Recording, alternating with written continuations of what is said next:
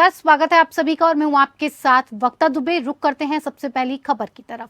पूरा लालू परिवार ही इन दोनों जांच एजेंसियों की रडार पर है। जांच एजेंसी ने शनिवार को बिहार के डिप्टी सीएम तेजस्वी यादव को पूछताछ के लिए समन भेजा और आज ऑफिस आने के लिए कहा। हालांकि तेजस्वी पत्नी की तबियत खराब होने की वजह से सीबीआई के सामने पेश नहीं हुए। उन्होंने पेश होने के लिए वक्त मांगा है। कल ईडी की रेड के बाद उनकी पत्नी को अस्पताल में भर्ती किया गया था। वो गर्भवती हैं। 12 घंटे की पूछताछ के बाद ब्लड प्रेशर की समस्या के बाद वो बेहोश हो गई थी और शुक्रवार की सुबह ईडी की टीम ने लालू के करीबियों के अलावा परिवार के सदस्यों के यहां भी छापेमारी की थी। पटना से दिल्ली और मुंबई तक लगभग 15 ठिकानों पर छापेमारी की गई है। लैंड फॉर जॉब घोटाले के मामले में जांच एजेंसियों ने बड़ा एक्शन लिया है, लेकिन इन सबके बीच बिहार के मुख्यमंत्री नीतीश कुमार की प्रतिक्रिया कई सवाल खड़े कर रही है। बिहार में बड़े तामझाम से जदयू और राजद साथ आए थे। महागठबंधन की सरकार बनी थी, लेकिन हवा का रुख बिहार की राजनीति में कुछ और इशारा कर रहा है।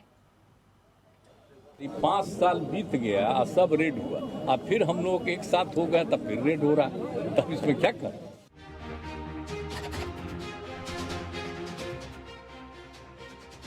जब संकट आता है तो सियासत में सबसे पहले अपने साथ छोड़ते हैं। बिहार के सीएम नीतीश बाबू का बयान क्या इसी का इशारा है?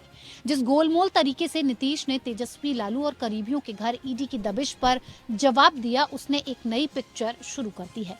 पल्ला झाड़ने का खेल शुरू हो चुका है और सवाल ये है कि अगर जमीन के बदले जॉब मामले में राजद की नाव डूबी तो क्या सबसे पहले छलांग लगाने वाले नीतीश और उनकी पार्टी होगी, जिन्होंने हाल ही में बड़े तामझाम से गठबंधन किया था। नीतीश तोलमोल के गोलमोल बयान दे रहे हैं, लेकिन लालू को लगता है ये दूसरा आपातकाल है।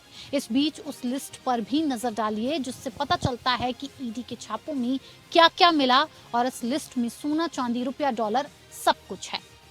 रेड में 53 लाख रुपए मिले, 1900 अमेरिकी डॉलर, 540 ग्राम सोना, 1.5 किलो सोने के गहने। दिल्ली, मुंबई, नोएडा और पटना में पड़े थे छापे।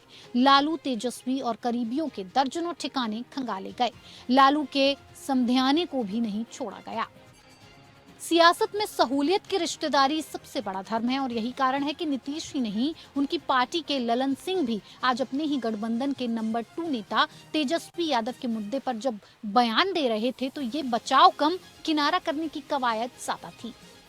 तेजस्वी जी को अपने घोषणा पत्र में ये जारी करना चाहिए कि कितने लोगों की जमीन उन्होंने लिखवाई, कितने लोगों की संपत्ति उन्होंने टिकट बेच के लिया, कितना पैसा वो कमाए, ये घोषणा पत्र उनको जारी करना चाहिए।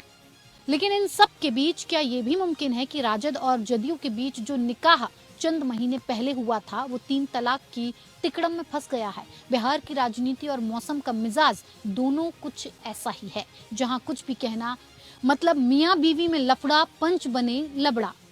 Bureau report, AP news.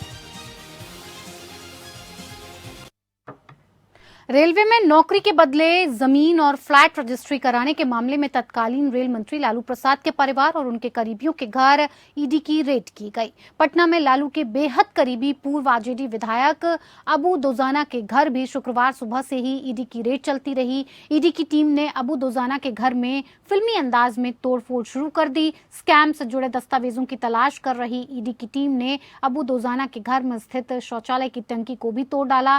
दरअसल ईडी की टीम शुक्रवार सुबह ही आरजेडी के पूर्व विधायक अबू दोजाना के घर में पहुंच गई थी। रेड में थकान मिटाने के लिए ईडी की टीम द्वारा चाय भी बनवाई गई। ईडी की लंबी पूछताछ के कारण थकान महसूस कर रहे अबू दोजाना की चाय की तलब जाग गई। दोजाना ने ईडी से कहा कि चाय पीने का मन कर रहा है, लेकिन घर में दूध नहीं है। अधिकारियों से इजाजत मिलने के बाद आवास में काम करने वाले निजी कर्मियों को भेजकर दूध का पैकेट मंगवाया गया। चाय पीने के बाद ईडी की टीम ने तरोताजा होकर घर का कोना कोना खंगाल डाला। यहां तक कि घर के शौचालय को भी ईडी की टीम ने तोड़ दिया और लैंड फॉर जॉब स्कैम से जुड़े कागजातों को तलाश करती रही।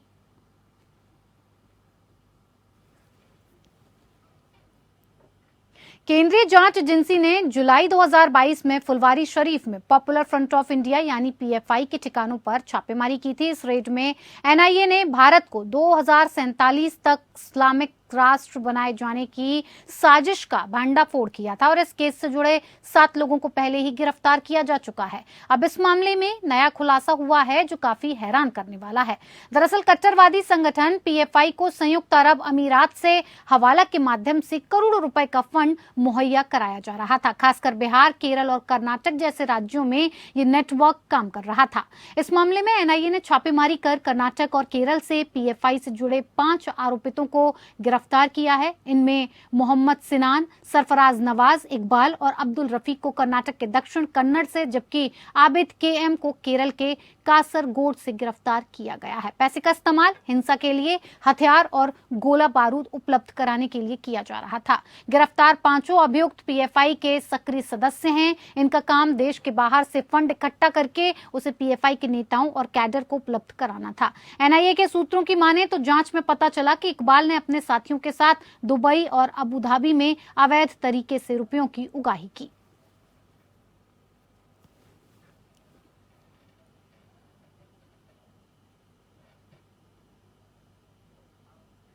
इधर पटना सिटी के वार्ड 68 में अपराधियों ने मंजय कुमार को खींचकर कुशवाहा पंचायत अखाड़े में बीच में ले जाकर गोलियों से छलनी कर दिया और खुलेआम हवा में फायरिंग करते हुए निकल गए। मंजय कुमार को एक गोली सिर में बंदूक सटाकर मारी गई और 2 गोली छाती में मारी गई। मंजय कुमार को एनएमसीएच अस्पताल ले जाया गया, जहां डॉक्टर्स ने उन्हें मृत घोषित कर दिया।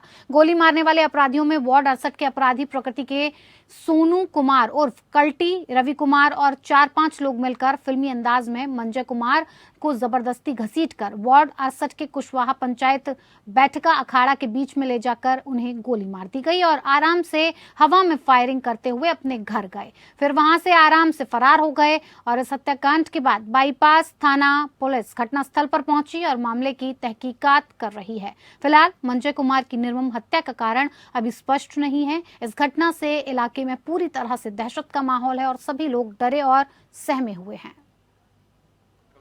मेरे पास किसी तरह का कोई जानकारी नहीं है। हम घर पे बैठे हुए थे। घर पे एक बैग आदमी लोग पूछ गया कि उनको गोली मार दिया गया है कुशवाहा पंचायत अखाड़ा पे। किनको? मंजय सिंह को। तो हम लोग तो, मेरा भतीजा है वो, हम लोग घर से आए, उनको लिए गाड़ी पे 2 चक्का पे बैठाए, यहाँ लेकर के चले आए और बाकी प्रक्रिया में तो डॉक्टर साहब बताएंगे कि क्या हुआ नहीं हुआ। थाना का मामला है? ये बाईपास थाना का है। थाना पहुंची है यहाँ पे? नहीं, थाना नहीं पहुंची है। थाना को आप लोग सूचना दिए? थाना को कहाँ से सूचना देते, हम तो तुरंत पहले इलाज के लिए एनएमसीएच लेकर के आए। क्या नाम हुआ आपका? धर्मपाल सिंह। ये वो तो पता नहीं चले, लेकिन एक गोली हम लोग को दिख रहा है कि एक गोली चेस्ट में लगा हुआ है। अब कितनी गोली और घटना घटी है बाड़ी धलपुरा पटना सिटी जो एरिया है वहीं पे पंचायत अखाड़ा है, उसी में पर घटना घटी है।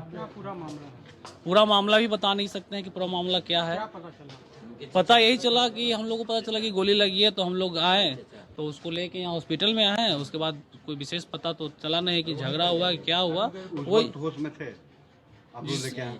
जिस समय हम लेके नहीं आए थे और कुछ लोग आए थे, जिस समय उस लेके आए थे तो बता रहे थे कि होश में थे, लेकिन यहाँ आने के बाद इलाज के बताया नहीं हो? कुछ नहीं बता पाया है अभी। ऐसे जो ला है वो विशेष बता सकते हैं। आपको हम उसके चचेरे भाई हुए हैं। क्या नाम है उनका? मंजय सिंह। क्या करते हैं? प्राइवेट काम करता है सब। मामला है सर ये? इसका मामला तो पूरा कन्फर्म हम लोग तो नहीं बता पाएंगे। हम लोग तो यहाँ टीओपी एनएमसीएच टीओपी से हैं। तो सुने हैं कि उसको धवलपुरा में किसी ने किसी तो में गोली मार दिया है। उसकी जो कि यहाँ डी कर गए हैं, मृत्यु हो गई है उसकी। पर परिवार अभी उसका लेकर के आया तो डॉक्टर द्वारा इसे मृत्यु घोषित कर दिया। बस यही तो बात है। तो हम लोग को नाम धवल रहे, नाम इसका है मंजय कुमार और धवलपुरा गांव के रहने वाले। देखने से क्या लग रहा है, कितनी गोली मारी? एक ही गोली तो अभी देख रहे हैं, हम लोग देखे हैं, एक ही गोली लग रहा है। पीठ में नहीं, सामने पेट और छाती के बीच में। जी, क्या लगता है कोई आपसी रंजिश क्या है? हाँ, तो कुछ तो जरूर हुआ होगा। तो आपसी बगैर ऐसे तो ऐसे कोई गोली थोड़ी कुछ को कोई मारता है। ऐसे तो कोई गोली मारेगा नहीं किसी को। इधर बीते कुछ महीने पहले मध्य रात्रि में ड्यूटी जाने के दौरान कुछ बदमाशों ने बरवाडीह में कार्यरत सहायक लोको पायलट रविंद्र कुमार पर हमला कर लूटपाट को अंजाम दिया था और इसी मामले को लेकर पुलिस ने बड़ा खुलासा कर दिया है। पुलिस कप्तान अंजनी अंजन ने मिली गुप्त सूचना के आधार पर कार्रवाई करते हुए अज्ञात आरोपियों को गिरफ्तार किया है। पुलिस ने आरोपियों पर कार्रवाई करते हुए जेल भेज दिया। पुलिस की माने तो आरोपियों पर अन्य थानों में कई आपराधिक मामले दर्ज हैं और कई मामलों में पहले भी गिरफ्तारी हो चुकी है।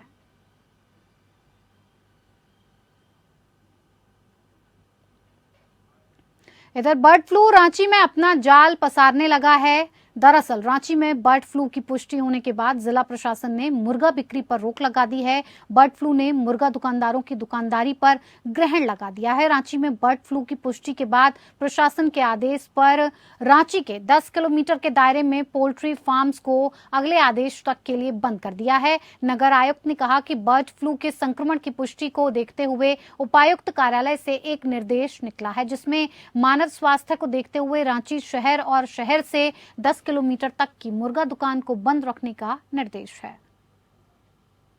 देखिए, जैसे बर्ड फ्लू का की संक्रमण की पुष्टि हुई है, जिसके कारण जो उपायुक्त कार्यालय से आदेश भी निकला है और जो ह्यूमन हेल्थ के लिए जो सबसे बेहतर उपाय होता है वह किया गया है, जिसमें जो संक्रमित जो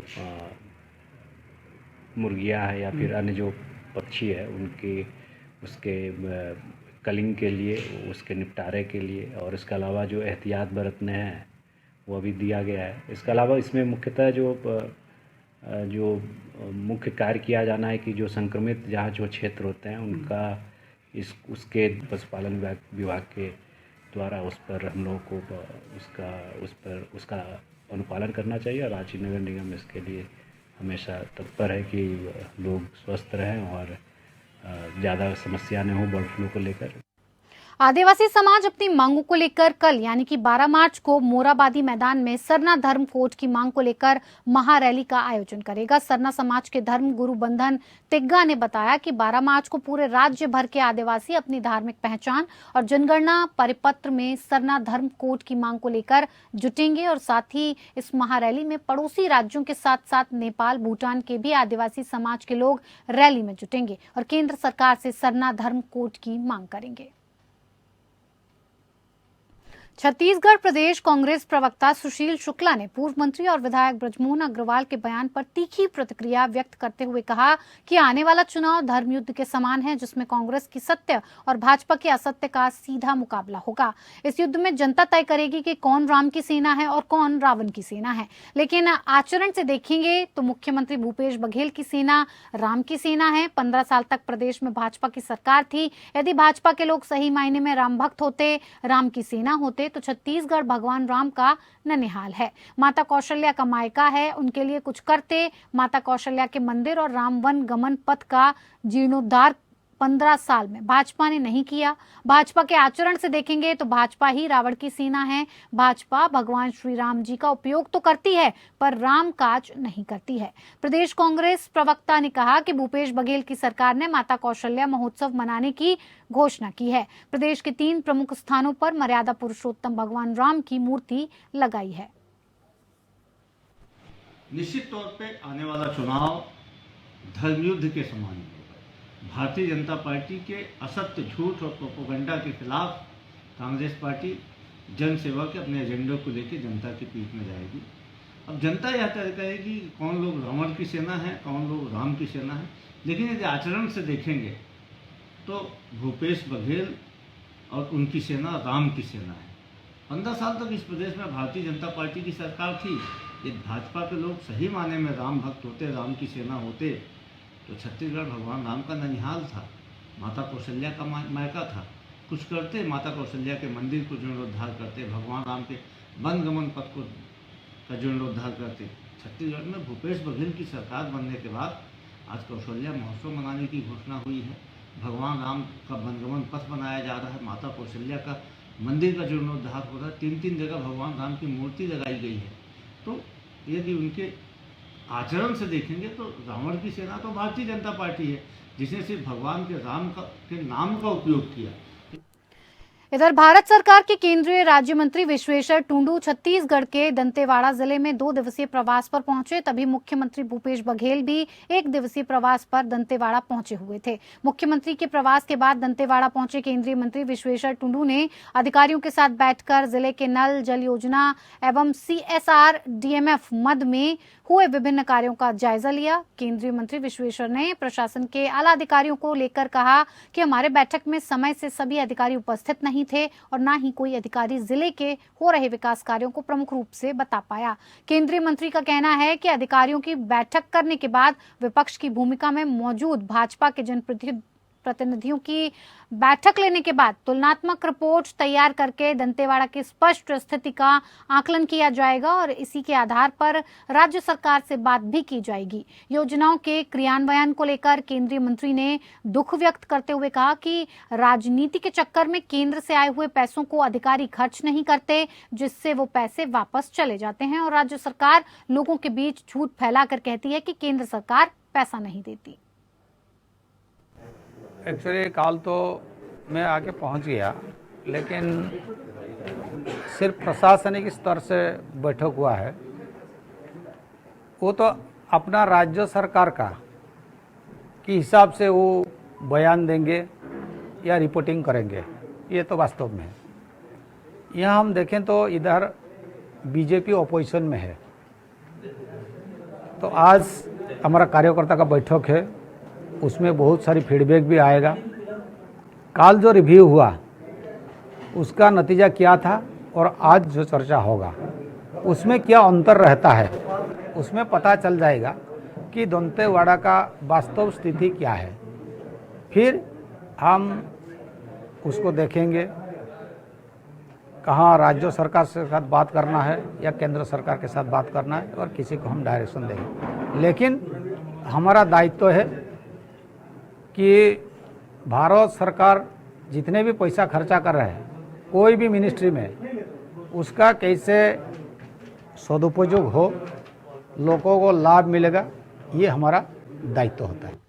भाजपा के पूर्व मंत्री व विधायक बृजमोहन अग्रवाल ने कांग्रेस पर निशाना साधते हुए कहा कि कांग्रेस ने अपने जन घोषणा पत्र में 10 लाख बेरोजगार युवाओं को 2,500 रुपए प्रतिमाह बेरोजगारी भत्ता देने की बात कही थी। आज 51 माह बीतने के बावजूद उन्होंने युवाओं को बेरोजगारी भत्ता नहीं दिया। पिछले दिनों कांग्रेस सरकार के मंत्री उमेश पटेल ने विधानसभा में बताया कि प्रदेश में 18,80,000 पंजीकृत बेरोजगार हैं, लेकिन भूपेश सरकार ने बजट में 2 वर्ष के लिए बेरोजगारी भत्ते के लिए महज 250 करोड़ रुपए की व्यवस्था की है। कांग्रेस के जन घोषणा पत्र में किए वादे के अनुसार ये तो मात्र 1 माह का ही बेरोजगारी भत्ता होता है, तो क्या ये सरकार केवल 1 माह का बेरोजगारी भत्ता देकर अपने कर्तव्य से इतिश्री समझ रही है?